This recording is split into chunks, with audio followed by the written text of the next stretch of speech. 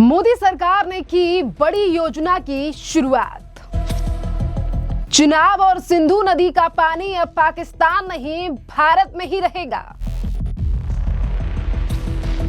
पाकिस्तान पर बिल्कुल लगाम ना लगाने वाले पाकिस्तान को अब भारत सरकार ने जोरदार झटका दे दिया है और ये वो झटका है जिस पर पहले ही भारत सरकार ने पाकिस्तान को चेताया था कि अगर पाकिस्तान ने आतंकवाद पर नहीं लगाई लगाम तो हम पाकिस्तान को नहीं देंगे पानी और ना ही तो रखेंगे पाकिस्तान से कोई संबंध। जी हाँ, दरअसल आपके लिए बता दें कि रतले जल विद्युत परियोजना की अब शुरुआत हो चुकी है भारत में, जिसके द्वारा अब सिंधु जल संधि निलंबित के बाद ये बड़ा कदम मोदी सरकार के द्वारा उठाया गया है। जम्मू कश्मीर में जहां भारत ने अपनी जल संसाधनों से बेहतर उपयोग की दिशा में एक महत्वपूर्ण कदम उठाया है। केंद्रीय ऊर्जा मंत्री मनोहर लाल खट्टर ने चिनाब नदी पर अब 850 मेगावाट की रतले जल विद्युत परियोजना की शुरुआत कर दी है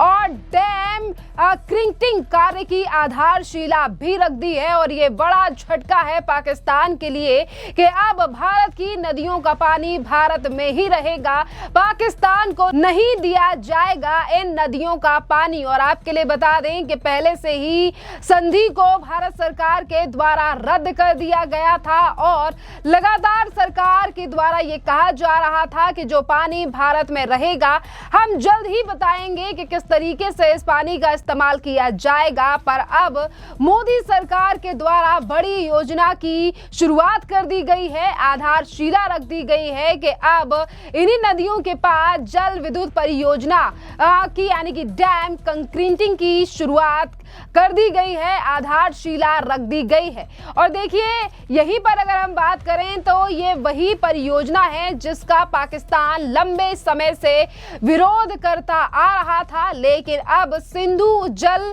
के निलंबन यानी कि सिंधु जल जो संधि थी उसे पहले ही भारत सरकार के द्वारा रद्द कर दिया गया है और अब भारत राष्ट्र हित में तेजी से आगे कदम बढ़ा रहा है। और इस कदम की काफी ज्यादा तारीफ भी अब सोशल मीडिया पर की जा रही है। पहले आप सुनिए कि क्या कुछ कहा है केंद्रीय मंत्री मनोहर लाल खट्टर ने जब उन्होंने यहाँ इस पे डैम की यानी कि शुरुआत की है। तो आज मैं सुबह से जम्मू कश्मीर में जितने भी हमारे प्रोजेक्ट्स हैं डिफरेंट, उसके लिए आया हूँ। सबसे पहले सलाल का जो प्रोजेक्ट है 1 और 2 उसको मैं देखने के लिए गया था। बाद में ऊपर से अपने एरियल सर्वे सावलकोट का भी किया है और इसके बाद अभी रतले प्रोजेक्ट में आया हूँ। हमारे सभी NHPC के प्रोजेक्ट्स चल रहे हैं, इसका निर्माण कार्य शुरू हुआ है और आज इसमें ये जो फिलिंग का काम है इसका शुभारंभ किया गया है। अब यहाँ जो कि प्रारंभिक काम है इसकी खुदाई और जो एक्सकेवेशन है ये बड़ा काम था और बहुत रिस्की काम भी होता है, लेकिन इसको करने में जरूर 2-2.5 साल लेट हुआ है, तो इस प्रकार की बाधाएं इसमें आई है। लेकिन अब इसका काम आज से विधिवत रूप से प्रारंभ हुआ है और मैं समझता हूँ कि इन टाइम इस काम को शुरू करके 800 मेगावाट की बिजली NHPC के तैयार होगी और देश के बिजली के उत्पादन का कार्य में इसका एक बहुत बड़ा योगदान होगा। निश्चित रूप से जम्मू कश्मीर को इसका योगदान वाला है। यहाँ पर जितने भी सभी कर्मचारी जितने काम करने वाले वर्कर्स हैं वो भी जम्मू कश्मीर से बड़ी मात्रा में यहाँ से लगे हुए हैं और यहाँ के जो भी कोई काम में कठिनाई आएगी भारत सरकार की ओर से। सर, रतले प्रोजेक्ट को लेके बात उठ रही है कि एक्टिव टेररिस्ट जो यहाँ पे हैं, कुछ उनके वर्कर्स फैमिली मेंबर जो यहाँ पे काम कर रहे हैं, उसको सरकार कैसे देखती है और क्या कुछ संज्ञान जो है उस पर लिया जाएगा? जो ठीक लोग हैं उनको काम मिलना चाहिए, अवांछित लोगों को यार नहीं मिलना चाहिए काम।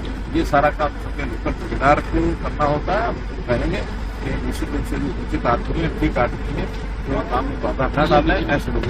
सर उनमें से कुछ लोग भारतीय जनता पार्टी के साथ भी जो है फोटोज देखे गए, जिन वर्कर्स पे जो है OGW का टैग लगाया गया है, उनमें से बड़े सारे वर्कर्स जो है भारतीय जनता पार्टी के साथ उनके फोटो देखे गए। संज्ञान लेंगे, लेकिन हमारी जानकारी में ऐसा कुछ नहीं आया है।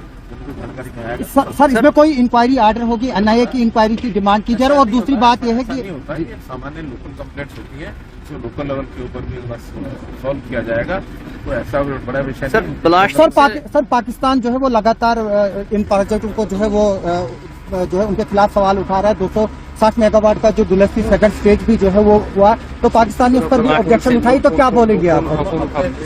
काम करते हैं अपने देश के। सर ब्लास्टिंग से भी घर डैमेज हुए हैं। तो देखिए मनोहर लाल खट्टर का बयान आपने सुना कि उन्होंने किस तरीके से बताया है और पाकिस्तान को भी जोरदार जवाब दिया है और बताया है कि किस तरीके से अब हम इन नदियों का पानी इस्तेमाल कर सकेंगे। देखिए ये कोई साधारण घटना नहीं है। 4 जनवरी 2026 को जिस तरीके से जम्मू कश्मीर के 2 दिवसीय दौरे पर पहुंचे मनोहर लाल खट्टर और उन्होंने NHPC की विभिन्न जल विद्युत परियोजनाओं की समीक्षा की और रियासी, रामबान और किश्तवाड़ा जिलों में चल रही परियोजनाओं की प्रगति जांच भी की और सबसे महत्वपूर्ण किश्तवाड़ा में रतले प्रोजेक्ट साइट पर पहुंचकर डैम कंक्रीटिंग का काम में भी शुरुआत की। इसी के साथ साथ मनोहर लाल खट्टर ने अधिकारियों को समयबद्ध तरीके से काम पूरा करने के निर्देश दिए और सीधे तौर पर कहा गया है कि जो समय सीमा अधिकारियों के लिए दी गई है इतने टाइम में ही ये काम खत्म हो जाना चाहिए। रतले हाइड्रो इलेक्ट्रिक प्रोजेक्ट एक run of the river scheme है जो चिनाब नदी पर बन रही है और इसकी क्षमता 850 मेगावाट है और ये मई 2026 तक पूरी तरीके से कंप्लीट होने वाली है और इसकी लागत पूरी 5282 करोड़ है।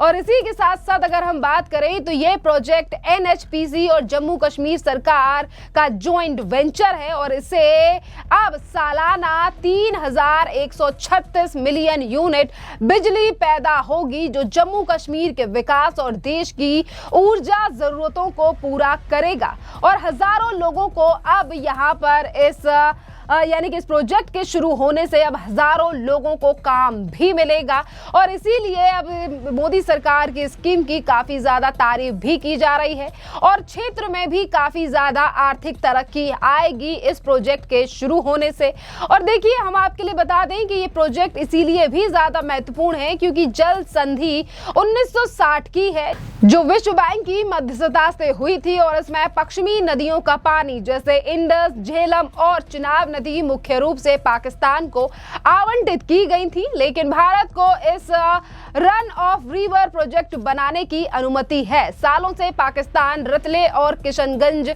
जैसे प्रोजेक्ट का विरोध करता आ रहा था, डिजाइन पर भी सवाल उठाता रहा, इससे हमारे प्रोजेक्ट में देरी होती रही। पर अब जाकर मोदी सरकार ने सीधे तौर पर अब इस योजना की शुरुआत कर दी है और केंद्रीय मंत्री मनोहर लाल खट्टर ने खुद ही जाकर वहां पर आधारशिला रखी है। तस्वीरों में आप पहले ही देख चुके हैं कि किस तरीके से पूजा पाठ का काम पूजा पाठ करके ही आधारशिला का काम किया गया है यहाँ पर और अब स्थिति काफी ज्यादा बदल गई है क्योंकि जिस तरीके से पाकिस्तान आतंकवाद पर बिल्कुल भी लगाम नहीं लगा रहा है और भारत में भी आए दिन इन्हीं पाकिस्तानी आतंकवादियों के द्वारा कई जगहों पर हमले कराने की कोशिश की जाती है, तो कहीं भारत में ही यानी किस तरीके से भारत में ही आतंकी हमले कराए जाते हैं। और सबसे बड़ी बात कि किस तरीके से बीते साल पहलगाम में आतंकी हमले के बाद भारत ने सिंधु जल संधि को पाकिस्तान के साथ निलंबित कर दिया था जो कि कांग्रेस के टाइम पर की गई थी पाकिस्तान के साथ और अब हम अपने जल संसाधनों का पूरी तरीके से उपयोग कर रहे हैं।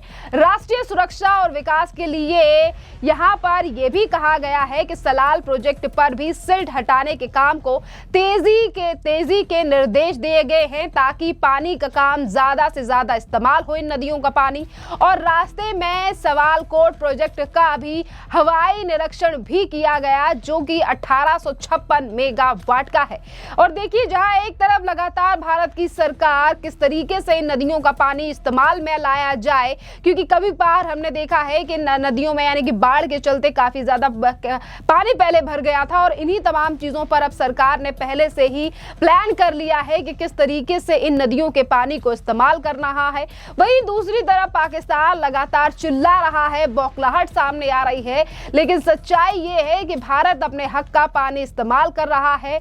और इसी के साथ साथ मनोहर लाल खट्टर ने साफ साफ कहा कि हम अपने देश के हितों के लिए काम कर रहे हैं और करते रहेंगे।